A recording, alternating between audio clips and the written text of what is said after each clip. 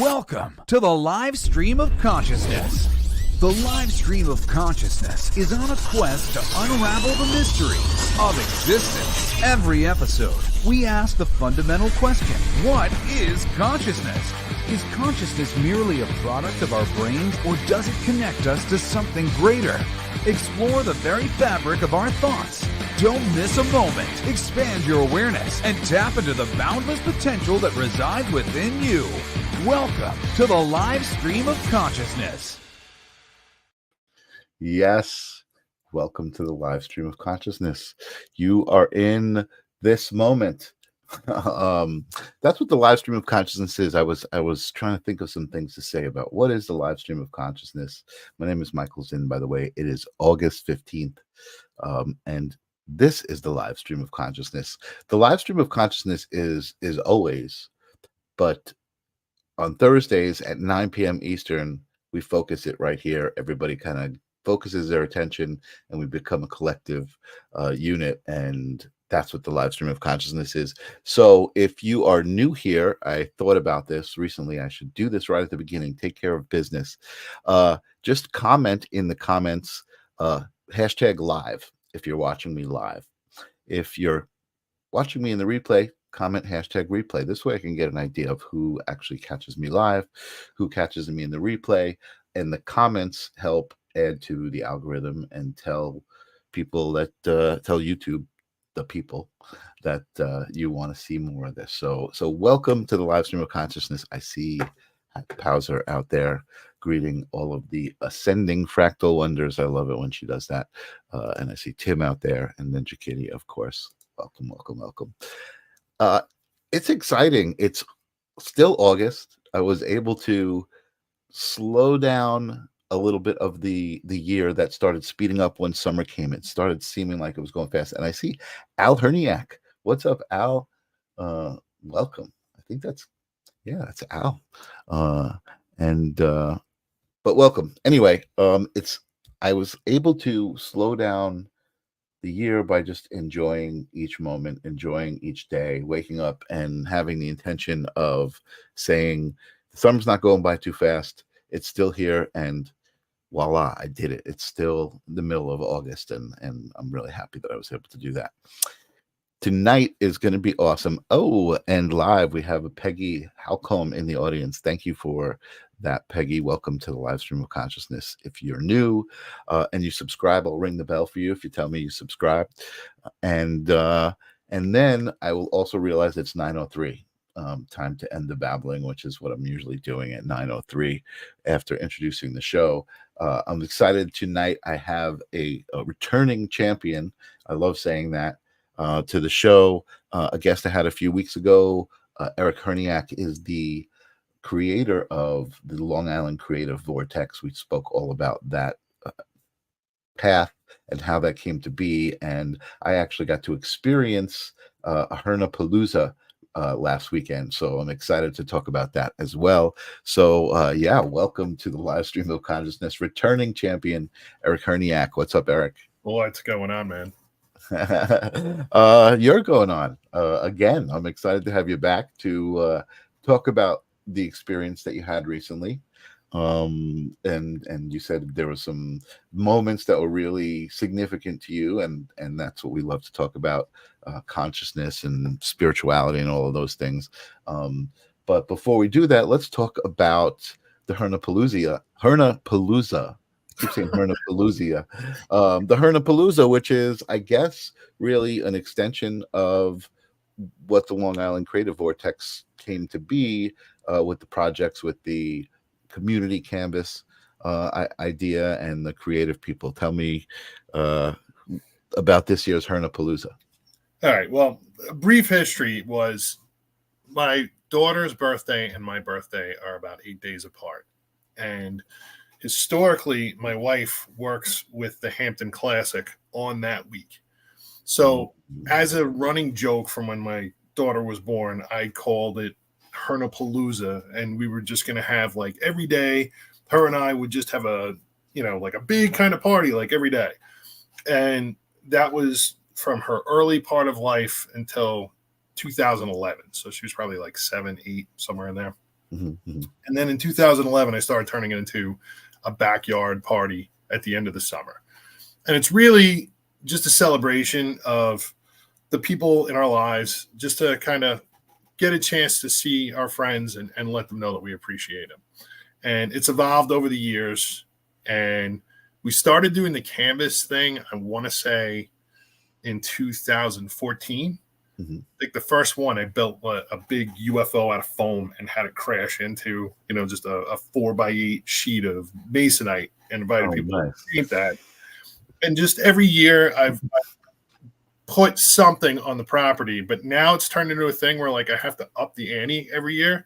So the last like 3 years, that's been kind of the running theme. And what's good about it is that I'm able to keep doing what we do with the Creative Vortex on some level, because I haven't been able to do that out in public as of yet.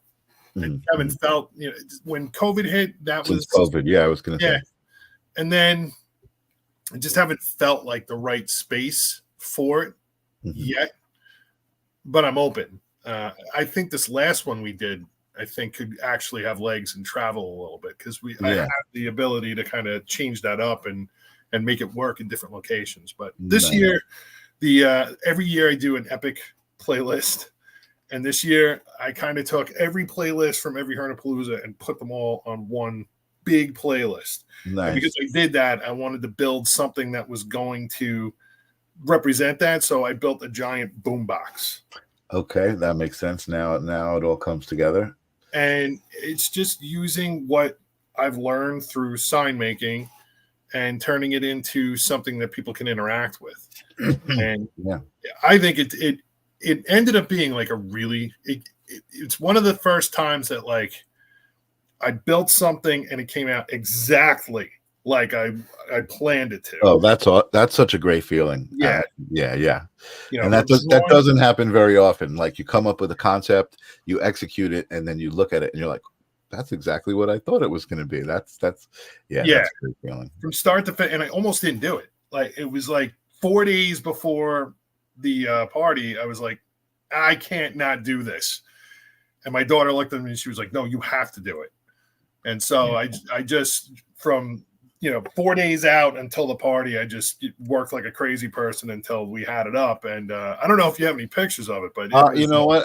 You keep talking. I'm going to go to Facebook. I'm going to grab some pictures from your Facebook page. I'm sure you have a bunch on there. Yeah, it was in the event page is where you'll find it. Oh, okay. But it was, again, it's a great time to like spend time with your friends. People I have a group of friends that I went to high school with, and they are the family that I've chosen. Right. When I was 13, I found my tribe, and these people are still very much in my life and very special and very important. And every year, this is when they come out. And it's just a great time to see some people that really still mean the world to me. And, you watch, like I watched my grandparents and parents as they get older, relationships kind of, move on. And these relationships, we still always pick up right where we left off. And so cool. It's good to have that and to be able to celebrate it every year. And I'm so thankful that these people still come out and put up with my crazy. It was a great vibe. The people were very nice. Everybody was super friendly. Everybody was interesting to talk to. You had posters up around from all of the years you love. That's what I love about it. It's like you put so much effort into the party, and you hype it up, and then you decorate the place. This is what we're talking about here. The I don't know what you call the creation, the canvas. And it was great, and it was inspiring. I actually even got up and did some painting on it. And there was definitely a moment where it was like too crowded to get a spot, because everybody was doing it. And there's a little bit of some of the projections when I was setting up the projector. That was great. That was a lot of fun. Yeah. And we're going to talk about that too, because again, you can really integrate that with this kind of 3-dimensional sign that you did. You can do some cool projection stuff too. I was telling you earlier, also integrate a live camera feed into it. into the projector. So that's cool. And here's a little bit more of the party and some of the stuff going on. But it was definitely a great night, very successful. So kudos to you for a gathering that is peaceful and loving and all of that. And I see Angelo's out there. What's up, Angelo? Welcome to the live stream. Yeah, it was awesome. Just, good vibes all around. So thank you for inviting me. Oh, absolutely. Glad we finally got to meet each other face to face. Yeah, definitely. And you inspired me. Like when I saw what you were doing with the projectors, like immediately the wheels started to, go in my head. I'm like, we could do some cool stuff. Awesome. So I'm excited to see what we can work out. Me too. I think what's really cool is when you integrate fabrication of shapes and things into the projection, so you can really take a space and create some depth and do some really cool things. But we'll surprise everybody when we work together, and we'll come out with that, and we'll debut it here on the live stream of consciousness. Very into that. Awesome. So we've already been through some of the what is consciousness questions, although I do sometimes repeat that question because the answer is always changing, always evolving, but it was only a couple of weeks ago, so I'm not gonna go there with this conversation. But I do, I did bring you back because you said you had some really interesting experiences that allowed you to connect with yourself and your own spirituality, and you thought about the show and you thought about consciousness when you were out there on this incredible journey on your bike for hours at a time. I can imagine it's a very introspective event, an introspective odyssey, I guess you would call it. So why don't you tell us the story? Tell us, even from the beginning, you started telling me before the show about how you were nervous beforehand. So the Babs 360 ride was a concept just from discussing with an older gentleman that I met on the trail that I usually train on,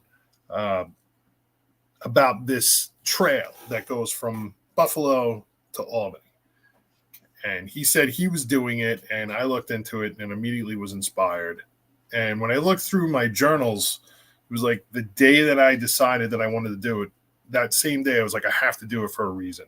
And with everything going on with my mother, it made a lot of sense to go down that rabbit hole. And so I found a charity that I could work with.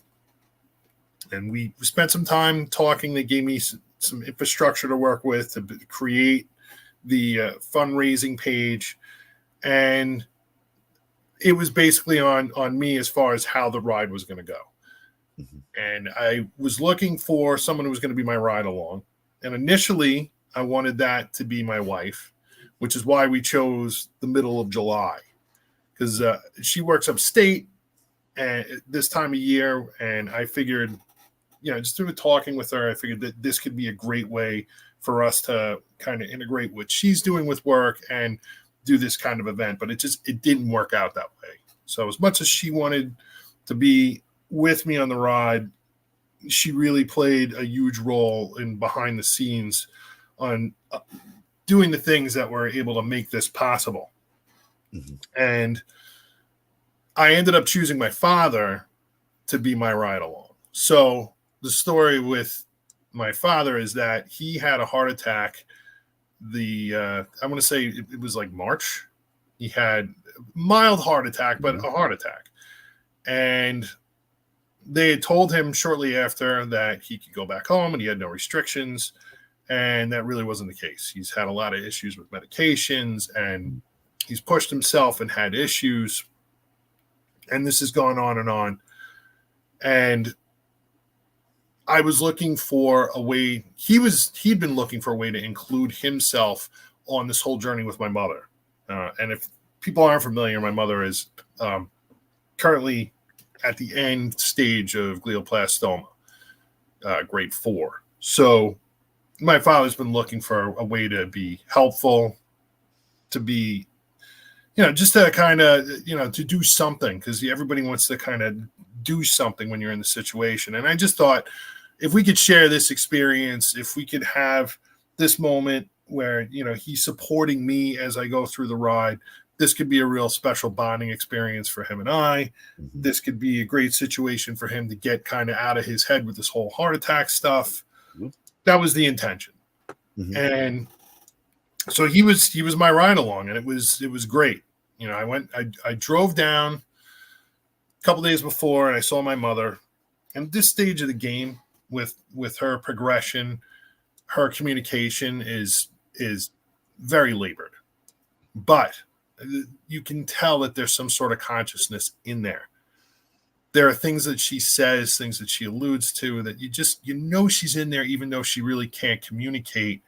And it's really frustrating for her. But the one thing she said to me before I left was, she said, I don't want you to be ruined. And so the nurses and stuff have been telling her that I'm doing this ride. And I think she was trying to communicate with me that she doesn't want her situation to stop me from doing the things that I have to do. And she's consistently, I'm only coming to that conclusion because she's consistently done this throughout, you know, this entire illness. She's always put me first and try to protect me. And so for her to do that a couple days before I'm about to go on this ride, you know, it was a moment. And To imagine, yeah. I should go backwards and also say, and this is probably a very important part to this whole story, is that a few days before all the ride, I started freaking out. Like, I totally started panicking about doing this whole thing. Mm-hmm. I didn't want to say anything, but, you know, I was totally like, I don't know if I could do this. And I had been training. I trained Commitment. I was doing like 30, 40, 50 mile back-to-back rides. Mm-hmm. And I knew I had it, but like resistance was definitely building up in me. And my favorite book is The War of Art. And so I picked that book back up, and it's written by Stephen Pressfield. And it's just like, it's a really easy, short read. You could read it like each day, and it just goes through like each point on resistance and what it means to be a pro, what it means to be an amateur, and what it means to face resistance, the importance of resistance, that if you feel a lot of resistance, that is equal to how important what you're about to do is in your life and how much things are going to transform by climbing that hill. And so I thought I was having like I was having the panic attacks where, like, you know, like my heart and stuff was like, should I go get an EKG? And I went and got an EKG. Wow. And like 2 days before I left, I like wrote Stephen Pressfield. I have his email address, and he's answered me before. And I told him, I was like, I'm really struggling with this resistance thing, and I don't know what to do. And he didn't answer me. Mm-hmm, and a couple days, like the day I left, I emailed him back, and I was like, you know what? Thank you for not answering me. I went and I got an EKG. It turns out I'm just crazy, and there's nothing that you're going to say that's going to make me do the work that I have to do in this moment. So wish me luck, and I'll email you when I get back. And that's how I left things. So went, visited my mother, drove up, picked up my father, and we went up to our first stop in Buffalo. And we had a day, we like did the Niagara Falls thing and went to Canada, and, you know, like we had like a, you know, cool like father-son kind of experience. Nice. And then it was time to get going. So my schedule was to get up at 4:00 in the morning. I would eat breakfast, do stretches and calisthenics, read a page of The War of Art, and write in my journal. Kind of like, and this was how I would get ready. And then 5 a.m. I would get on the trail, and this was all to like beat the heat, because it was 90% humidity the first 3 days I was there. Wow. It was in the 90s the first 3 days. So I was like, I can get out early, I can beat a lot of this. And 60 miles I can usually do in like perfect conditions, like 4.5 hours. So start at 5. I technically could be done by like 9:30, 10 o'clock. Go get some breakfast and kind of like get ready for the next day. Right. So each day of this journey gave me something completely different to work with. Day one was all about the fact that the trail was closed on the first like 2 or 3 points that I was trying to get onto in Buffalo, right? Mhm. So I throw it. I have a guide, but I also am like relying on Google. You know, if you put in the bike route, it brings you onto the canalway. Mhm. Mhm. But there were 3 entrances that they had bulldozed out and closed. Like there was this one sign, it was like trail closed, and somebody spray painted underneath. Why? You know, and I was asking the same question. So what ended up happening was it redirected me to go on the streets of Buffalo and the suburbs of Buffalo for about an hour and 45 minutes. Oh, Which I was wow. never expecting.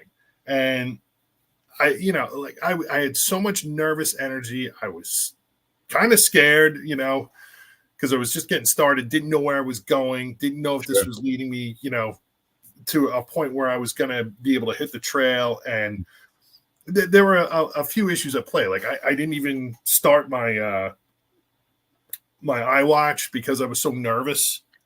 But about an hour and 45 minutes in, I found the entrance to the Erie Canalway. Okay. And got Cool. on, and I Cool. was just like, oh, thank God, you know. And it was great. From that point on, it was the trail was paved. Nice. Anywhere where there was like infrastructure, the trail would be paved. And then there would be like 20-mile stretches in between where it had this like stone dust material, Okay. which is a hard pack. It's the same stuff you use in between pavers to kind of seal it in. Right. It's a good surface. It's a good smooth surface when it's dry. Right. And so day one, it was dry. But we had some really interesting things happen as I got off that ride. So I finished the ride up. I finished right around the time I should have. Even with the hour and 45-minute detours and stuff like that, I was still on pace. And I got to my father and our first stop at around 5 hours. So it wasn't terrible. All right. So, and you said 4.5 is what you were kind of planning on. That would be ideal. Right. You know, so that's not bad. It really wasn't. And what happened was it started pouring. As soon as we get done with breakfast and we were able to finally get to the hotel, it poured down rain for a couple of hours.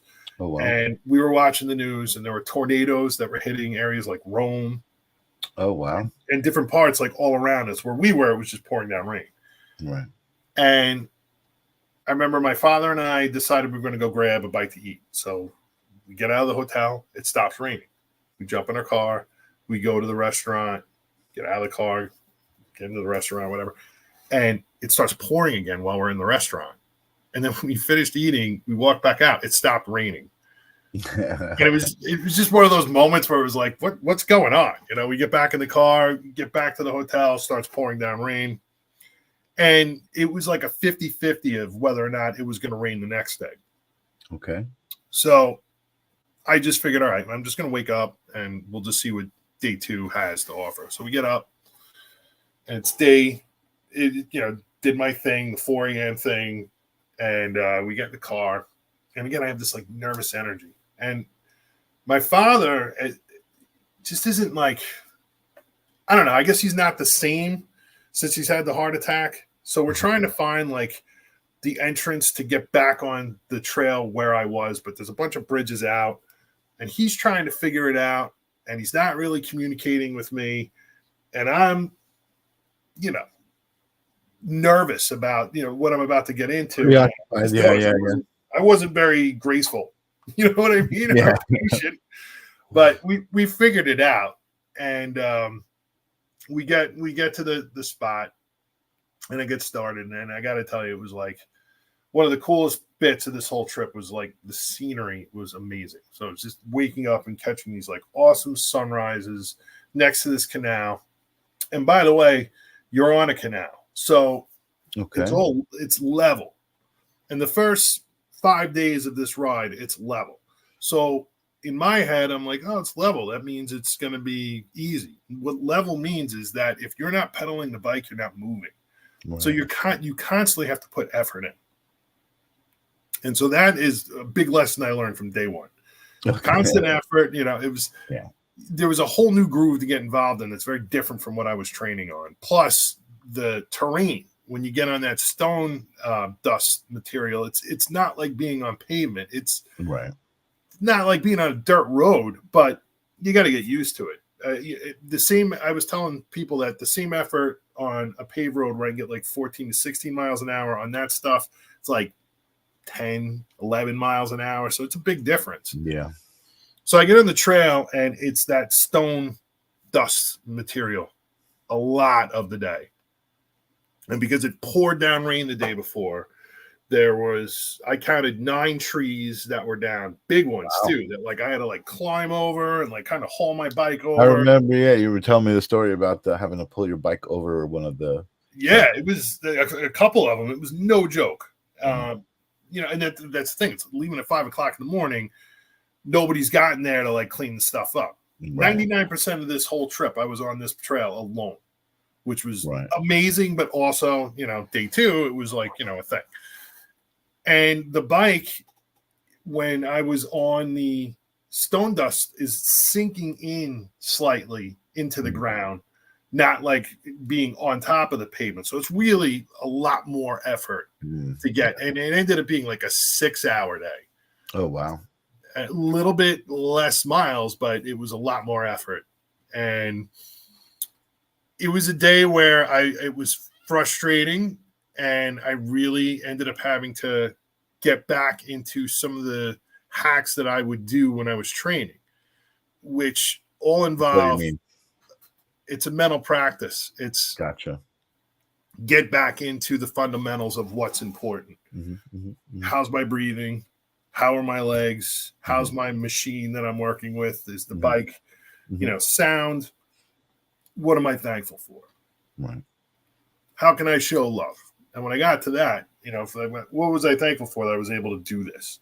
How can I show love? And immediately I was like, I was not graceful or patient with my father that morning. I have to change that.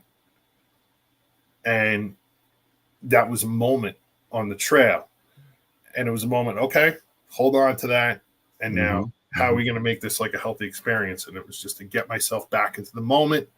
How do you stay strong and just keep going? So the mechanics of doing these rides, like there was never a doubt the day 1, 2, and 3 that I was going to make it from point A to point B. Right. But there was a lot of stuff going on in my head in dealing with some of the stuff that I wasn't expecting, that my practice really meant so much more. And when you're hours in, as opposed to like a training ride, if I do a 30-mile ride here, it's like 2 hours. 6 hours, it's like a completely different ball game when you have this like inner monologue back and forth for 6 hours, and it's just straight intuition. And every time you just go with that intuitive inclination, it's exactly what you were supposed to do. And it just proved itself over and over and over again. And that took a lot of the nervous energy out. That put my brain in the space that it needed to be. It was a very pure experience. Right. Well, I remember the first time you were on the show talking about preparing for it, talking about kind of being in tune with the bike and how critical it was, in long distance biking, to really be focused, like you were just saying about on the sound of how the bike sounds on the road and all of that stuff. I want to back up a little bit so the first day, it sounded like you felt blessed, right? Like every situation was like, here it is, the universe was kind of giving it to you. The rain was stopping when you needed to, and then starting when you didn't. It didn't matter. Felt watched over. That's what I felt like. Okay. I was scared during the ride and nervous and kind of klutzy and futzing around until I finally could get to a place that seemed a little bit familiar. Once I got on the trail, it was very similar to the trail that I train on, more or less. But afterwards, when I got done with that day and we had that rain experience, I felt like there was something going on. Like and that theme went on throughout the entire ride. Like a synchronicity to the experience. Like this was the experience was meant to be. Fully. Like there's no doubt that this is where I was supposed to be. And I have to tell you also, day 2, so you go through like these areas, and like this first part from like Buffalo to like where we were, which was Palmyra, which is an interesting town. It's the birthplace of Mormonism, which we found out. But there's some the canal is used, like the locks are in use. There are people that boat. There's some really cool towns, like we found, like Lockport and Fairport were both really cool towns that have like embraced this whole canal lifestyle. The bike trail. There's a lot of really cool restaurants and things to do. Lockport was really interesting because they had like a 7-tiered lock system that like basically takes your boat and brings it up like a staircase to your next level. I mean, there was some really cool, interesting things that you could stop and take a look at while you're dealing with all this other stuff. So there's a lot of dimension to the ride. You know, life experience, that's great experience. Yeah. Great scenery, cool little like history blurbs, cool like museums, like definitely cool places. Then there were other parts like later on where like I went through some pretty poor areas, you know, that were very different. So you really kind of catch like a big spectrum going from point A to point B. Wow. And getting into the synchronicity thing, that really played a role in day 3. The next day was like the hardest day, and I knew it was going to be the hardest day because it was the most miles. So just in that, 68 miles. Well, wait, hold on, Eric. Before you get there, I want to back up a little bit, because you told me there was a lot of different experiences, right? So that first, I'm just trying to I want to highlight them, right? So the first one was the experience with the rain, you know, everything feeling washed over. But you talked about the second day with the challenges. You started to go through that routine, which you spoke about on the show the first time, the routine of, you know, kind of speaking to yourself and putting yourself into this mindset. What am I grateful for? And what can I give to the world? Love and that kind of thing. And you talked about this interaction with your dad and realizing that how it made you feel, kind of, right? Looking back on it and being like, wow, I acted out of my own ego in the way I kind of handle the situation, but looking back at it now and saying, you know, how can I make it better? I realize, you know, so you held on to that, that introspection, but you didn't follow up. How did that play out with your dad? Did you talk to him about it? As soon as I saw him, you know, I apologized. When you know, like getting to see him when I would finish every day was like one of the better experiences. And there were a couple of stops where like I just, you know, gave him like a big hug, you know, when I got done. And him and I just we got closer. I mean, he's an odd duck, you know. We'll put it like that. But you know, we definitely were able to like have like a cool bonding experience. I think it was more than I had hoped for in the end, and cool. I think he felt inspired, but I also felt, you know, inspired by him just being there and being able to like, you know, he was trying to take care of himself. He's, you know, at the same time he's trying to find his way through having a heart attack and not being able to do the things he was able to do. Like 2 years before, this guy hiked a mountain with us and was in better shape than the rest of us. His heart rate was down. Like I was dying going up the mountain. He was like, yeah, he's like, I'm at 120 and like kind of laughing at me. And, you know, so, I mean, just coming to grips, I don't want to project and live his life for him, but I know if it were me, you know, and somebody were like, you can't bike ride right now, like it would be an adjustment. So he's going through this adjustment, trying to figure out what life looks like. He's doing cardiac rehab like 4 days a week. There's a lot on this man's mind, I'm sure. And, you know, everybody deserves grace. And, it, you know, regardless of what I'm doing, he deserves grace. And I when I didn't give it to him, I saw that there was an opportunity to make that right. Right. And, you know, and I'm grateful to have that opportunity. And I'm glad that we addressed it. And I'm glad it went somewhere. Yeah. You know, so that's awesome. how that went. No, I love that. And I think, you know, that's part of, for me, consciousness, right? And the idea of how to navigate this life and not struggle, because you walk around and you see so many people struggling, and it has personal relationships are a part of it, and a lot of people put that into, oh, okay, I'm dealing with these situations, I'm dealing with these other people, right, in these relationships, but really you're dealing with yourself, right? That's a big part of the relationship, is what you contribute to the relationship. And I think that was that aha moment that you had in that situation, that particular situation. Well, there's so many moments, especially when you're dealing with relationships, where you end up dealing with regret. You end up reacting instead of thinking, instead of taking the pause. Somebody says something, it pisses you off, you react, and then you feel bad because you weren't thinking it through. And that has been like the bane of a big part of my existence, is just not, like, I should have said this or I should have done that. If I thought it through, did I need to react like that?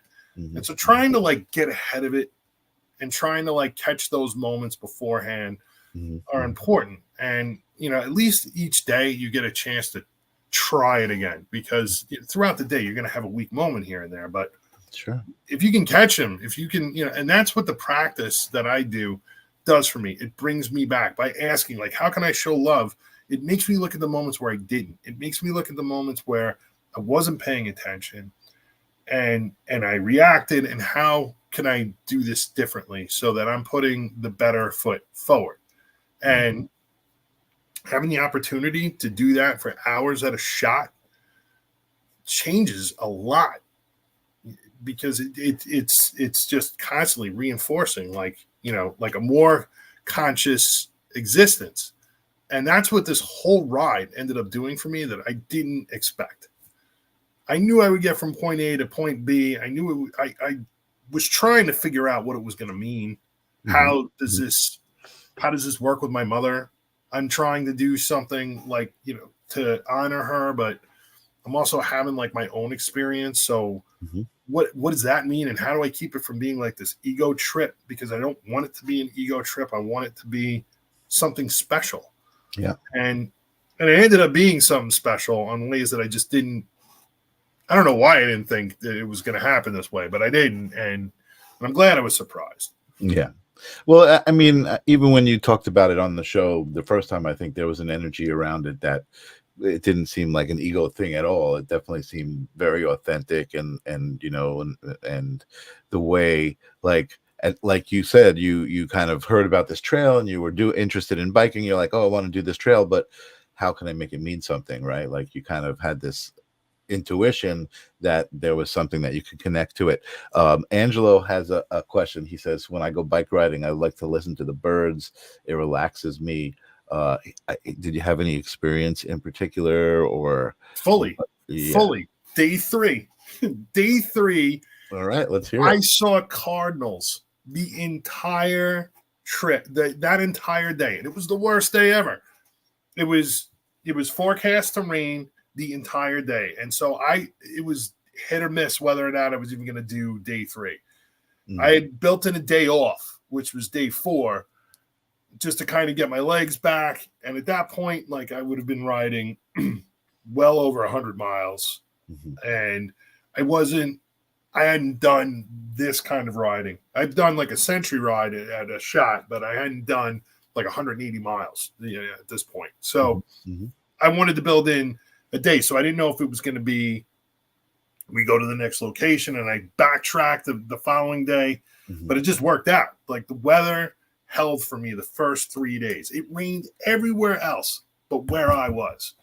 That's and good. Day 3 was all stone dust, wet, puddles, mud, frustration. And I kept seeing 2 to 4 cardinals would like fly across the trail. And it just was like, that served as a reminder. I know there's significance to the whole cardinal thing, especially when it comes to like spirituality and stuff. But to me, I was like,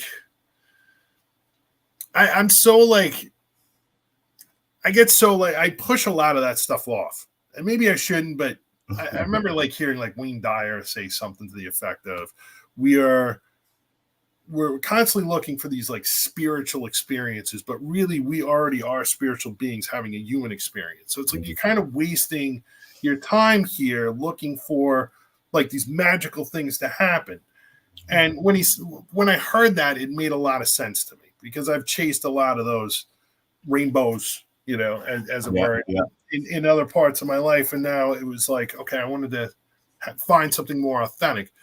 But these things were happening. Like I would see the birds, and to me, it was just immediate. Like that became an external reminder to go back in, because I was getting so frustrated trying to get through this day. It was like, I was like, even though I was beating the heat, 90% humidity, I was just pouring sweat.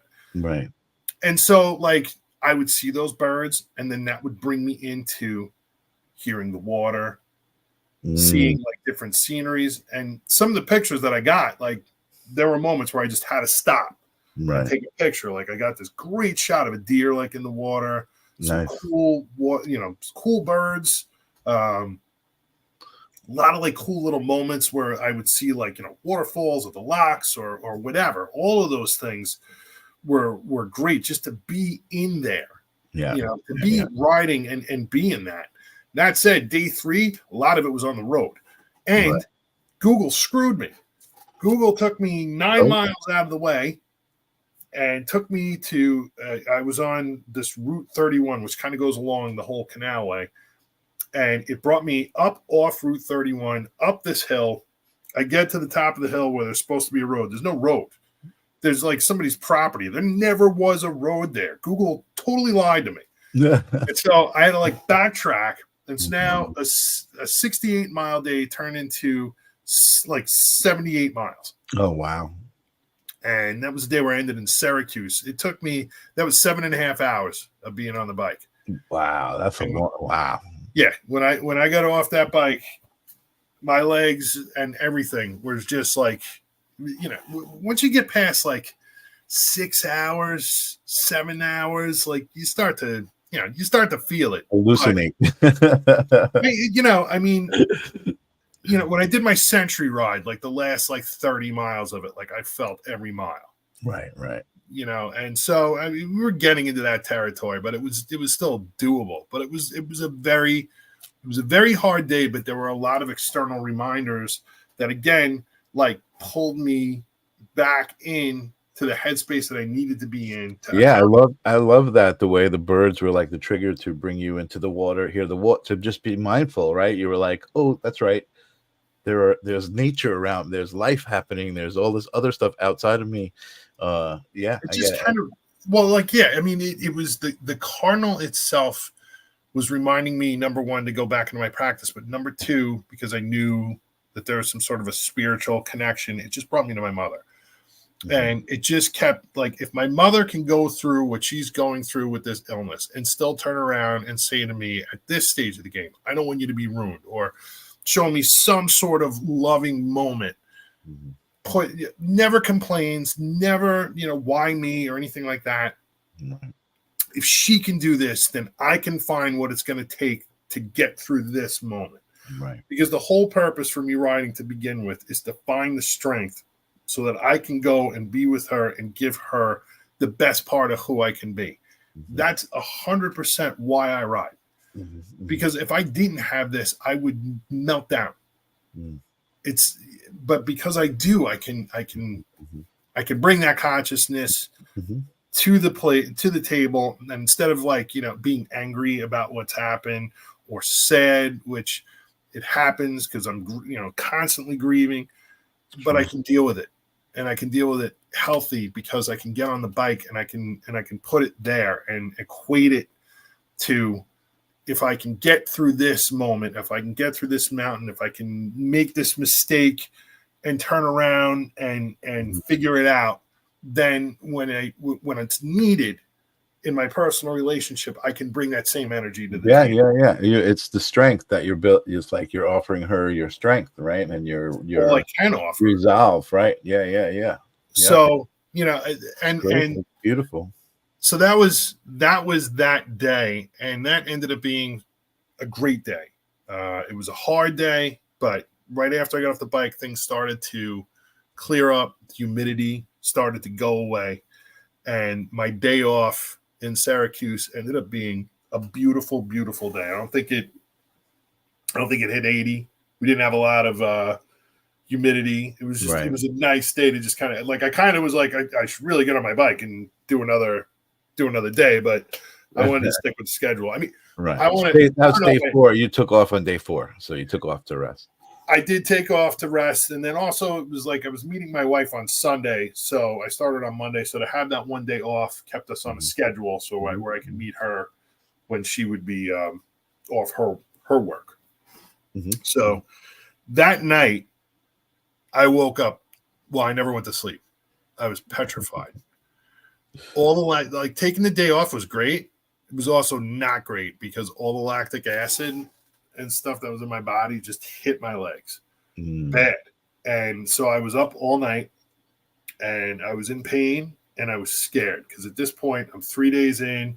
It's the most amount of miles that I've done consecutively. And I just like the resistance just came back in a panic. And I was really, really scared. And how many have you done at that point? How many miles were done at that point? We were over 180 miles. So you're most 190. Halfway point. Yeah. And I knew in my head that I was going to be fine, that I'd be able to get this done. But I was, the fact that I didn't sleep was screwing me up. I was like, oh, this is going to make for a really rough day. Yeah. And I just remember I got up, I did my stretches and stuff. I read a passage from Pressfield. I don't remember exactly what it was, but it was something that kicked my ass and was like, all right, knock it off. And I went out. The coolest part about this day was that the trail literally was walk out the door of the hotel and there was the trail. Nice. And I got on the trail and within 5 minutes, all that pain and all that stuff went away. Nice. And I was just in the zone and I was in the best mood and it was a gift from God. And I said it that day when I finished that ride up, that was the day I gave my dad a hug, and I was like, today was a gift from God. And it was just beating that fear. Yeah. Was huge. Yeah. Yeah. I could feel it, that mental, like the anxiety of, oh my God, I still have this mountain to get over. And then suddenly just being like, so what? Like no sweat. I could do this. Yeah. I can. Yeah. It was just weird watching like half of my mountain being created by my brain, like keeping me awake. Like I'm creating the problem here, if I'm creating the problem, I can definitely be the solution. And fear's been a thing in my life. And that was a moment that I think is going to stay with me. It's definitely something that when I'm facing moments that I'm afraid of, I think I'll remember it. Yeah. I think I'll be able to use that to push me through. So that was we ended up in, I think that was Ithaca. That's where I ended up that day. It was a good day. Day 5 was it was a challenge. It was 65 miles, so it was a decent day. It was a decent push, but it was, it was again just reinforcing this whole experience of living. Like this ended up becoming the purest expression of life that I've ever lived by day 5. That's so awesome.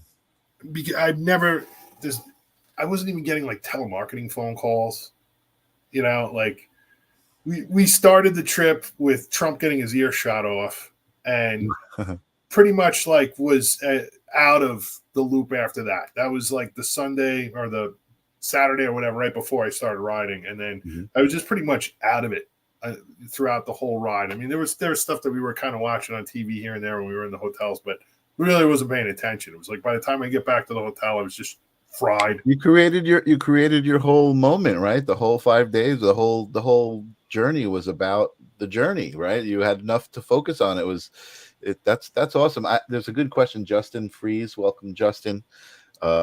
Is asking if there was any music going through your head. I'm imagining you probably had headphones, right? And listening to music. No headphones. Never. I never do headphones on the bike. Focus. Because if there's, like day 3, for instance, I'm on Route 31. Like there was parts of the road where the shoulder was like 2 feet, and I had like tractor trailers blowing right past me. Oh wow! Also, there was like elevation and stuff. So like I want to hear what's happening when I'm riding specifically. Mm-hmm. I don't have. There are points in my life where I have a lot of like inner music going on in my head. Usually not when I'm riding. Usually when I'm riding, like I'm totally in the moment, listening to the sounds of everything going on.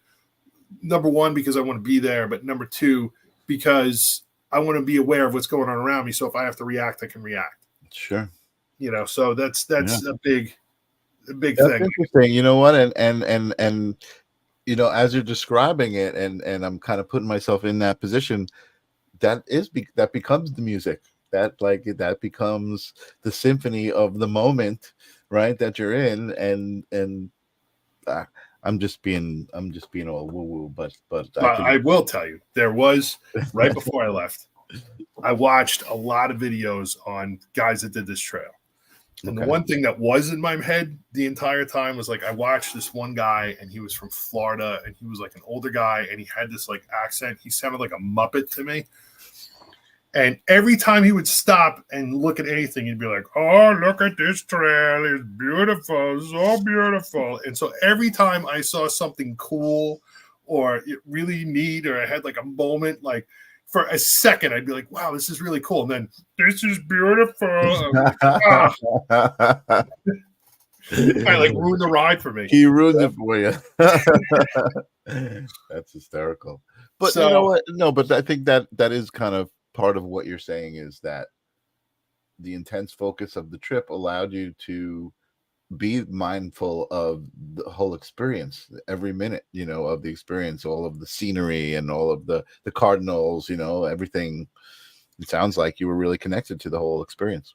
Every bit connected to the trail, connected to what's going on inside, connected to finding meaning, trying to keep things on a level where it was meaningful, intentional and not intentional.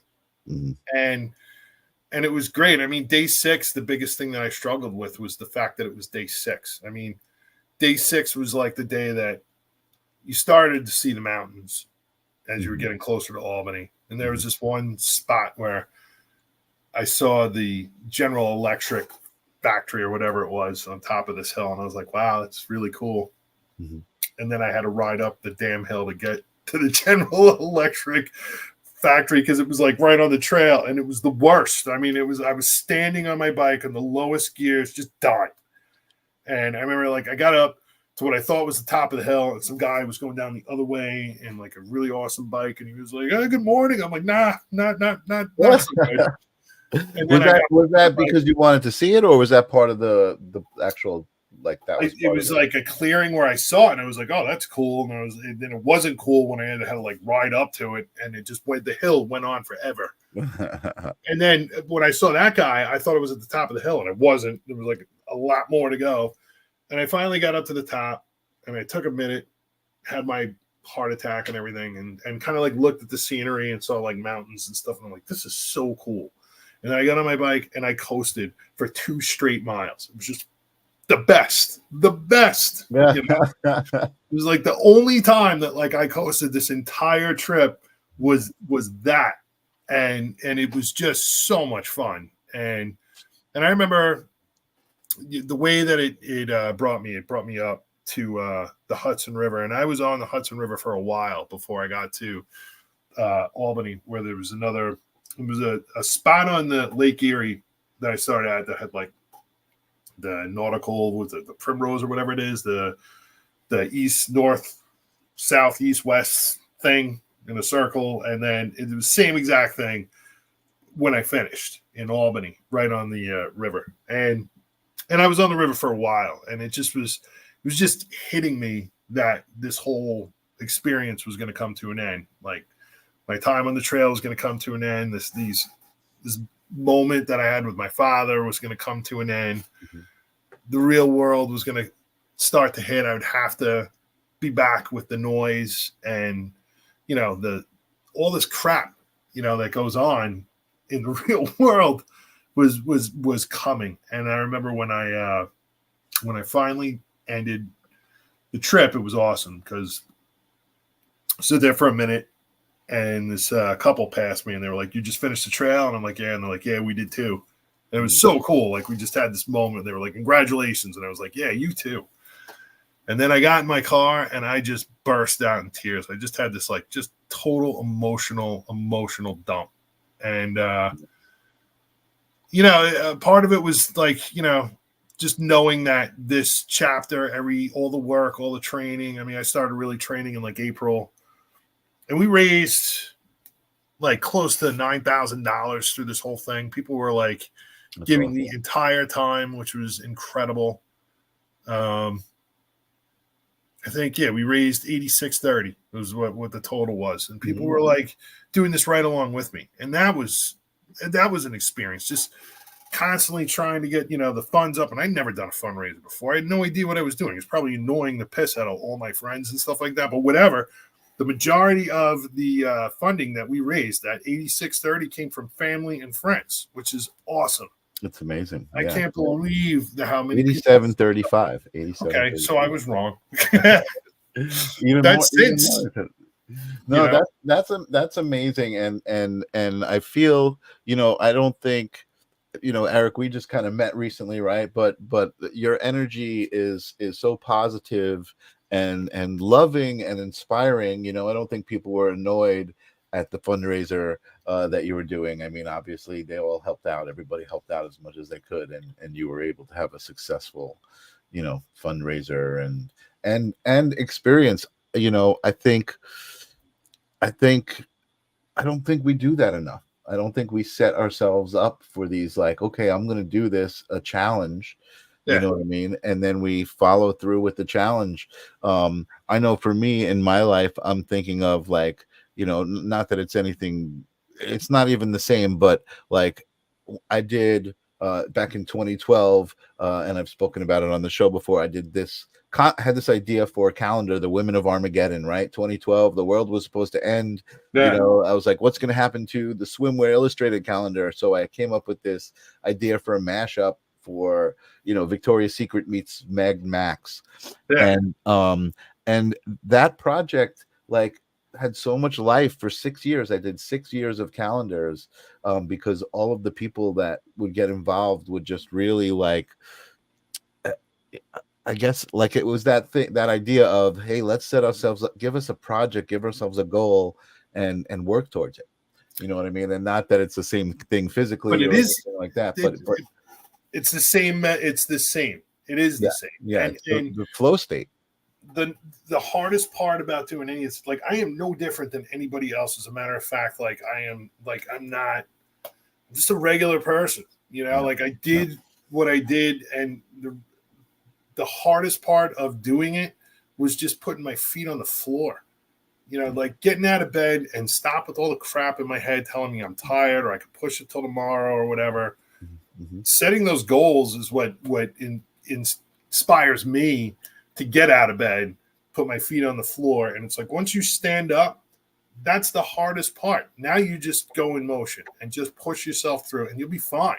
But it's just getting your ass out of bed and doing something, you know, that, you know, and for me, reintegrating back into society, like, the best thing that I have is that I had this great goal, but now I can recharge that battery by getting on the trail. And if I do a 20 mile or a 30 mile, I get a taste of that, you know, like real, authentic, real life. And it reminds me, as much, you know, the more and more I do it, it reminds me of what it should be. And it's so hard to keep it that way in the real world. I don't know why it's so, like, everything is, it seems like everything is so set up to push us away from bonding and connecting to this deepness that's inside of us.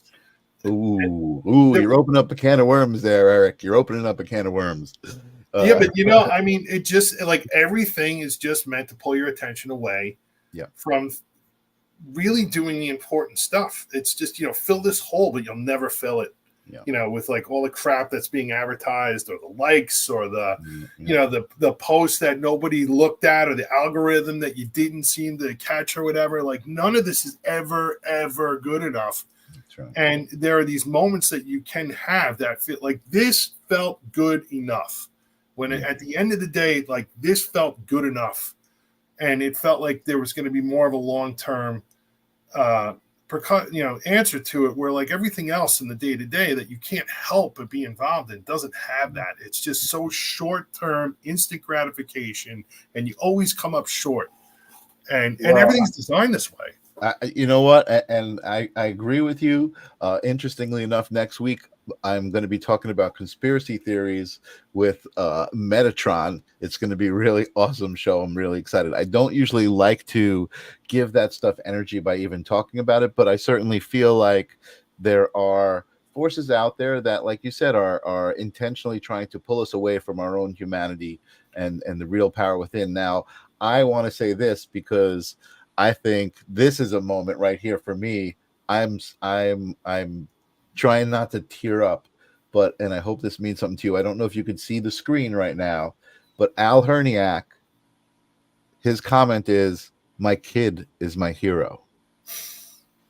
And I mean, that is, I just got chills just reading that, Eric. That means a lot. That is really, really powerful. And thank you, Al, for sharing that and being here. And I do love your boy, man. He's a good kid. He certainly is. I wish more folks were like Eric. Yeah. I'm glad he was with me. You know, yeah. I'm glad, Dad, you were with me. There was nobody else that it would have been right to do this with. You know, I love my wife, and I wanted her there with me, and she was in my heart every day, and she does so much. Yeah. But like, this was like a moment that we shared, and I'll never forget it. You know, him and I talked about doing a canoe trip on the Susquehanna, and that just didn't happen. But this did, and you know, he's dealing with some stuff right now, and you know, I want him to get better. You got me tearing up here, man. Holy moly, I'm all emotional. And Peggy, thank you for being here too. Saying, Al, he is indeed amazing. What a tribute to you and Barb. And again, and Paz is out there saying very sweet. It really is. It's like, that's what's important, man. Like, that's what's important. The people that love us, that we love, that whatever forces that be rip us from the reality of how important that love is and that connection, and that's really what it's all about, you know. I mean, it really is. I think doing these kinds of things is what brings us back to that, you know, because I did this, I had that moment. Yeah. Totally. And because I'm doing this, I'm able to, like, you know, appreciate what's going on with my mother more.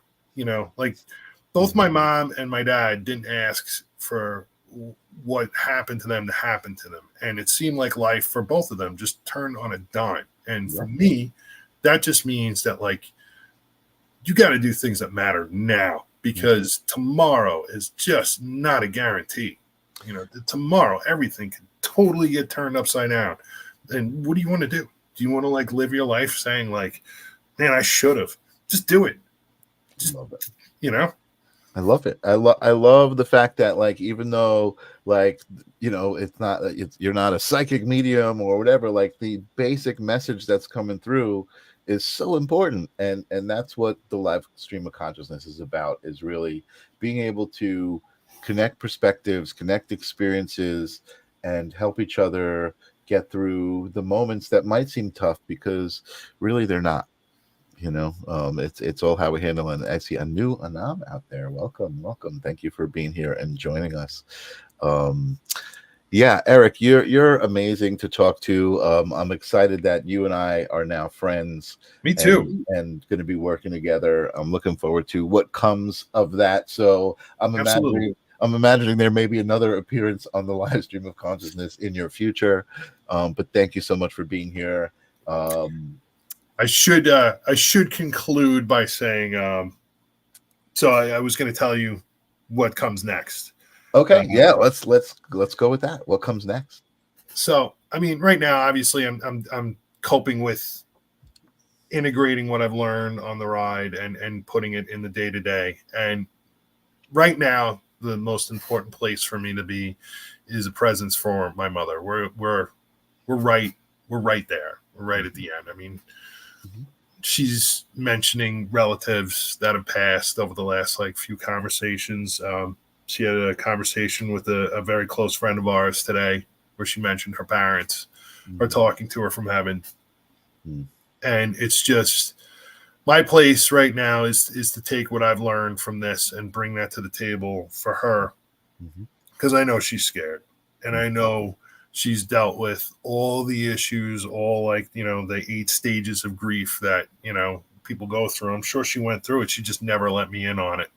Right. And so that's a big part of it. And another path for me is it's a good starting point, and I've been wanting to write a book, and I had said a couple of weeks ago that I'm going to start a new path, and that is the new path. So I started an outline and began writing a book. And I wrote Pressfield when I finished my ride, and I told them, hey, I finished the ride. Thank you so much again for your work. And I said, now I'm going to start writing a book. And he messaged me back, and he said, congrats to you, Eric. Now start that book. Keep pedaling, baby. That's awesome. What a way to wrap up the experience, to bring you into your next chapter. No pun intended at all. But that's really great. No, writing a book is a very cool decision. I think that I've been talking to a lot of people. I know it's a little bit different, but I've always been told to journal, right? And I have. I do it every day. Yeah, and it's just really, it is an amazing way to connect to yourself, is to put pen to paper, let your thoughts just come out, go into a little flow state, and write. So there you go. There's your reason to come back on the live stream of consciousness. When your book is coming out, we'll do a whole feature on it. But Ninja Kitty saying thanks again, Eric, for being here, and I thank you again for being here. Thank you for what you're doing, man. This is great. Thank you. I love it, and it's pulling me. It keeps pulling me back every week. And Pauser, thanks, Eric, and MZ.